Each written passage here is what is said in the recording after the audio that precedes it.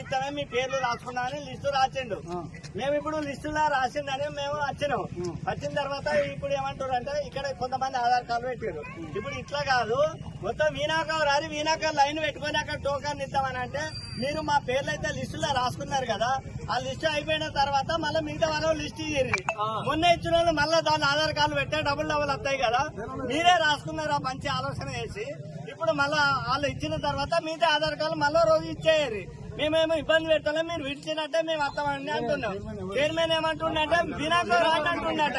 Correct ముచ్చటేనా ఇది?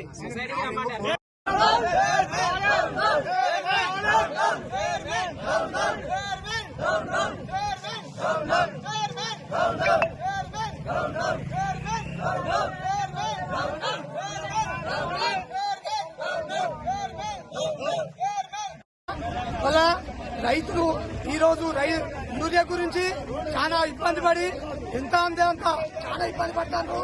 రైతు పాలన అని ప్రజాపాలన అని రేవంత్ రెడ్డి గారు హామీలు ఇచ్చి ఈ రోజు ఇక్కడ రైతులను ఎంత కోసం ఉంచుకుంటారో మీరు ఒక్కసారి చూడండి. రైతులు యూరియా గురించి చాలా ఇబ్బంది పడుతున్నారు. కాబట్టి ప్రభుత్వం వెంటనే యూరియా బస్తాలు ఎక్కువ కేటాయించి రైతులను ఆదుకోవాలని మా యొక్క మనవి.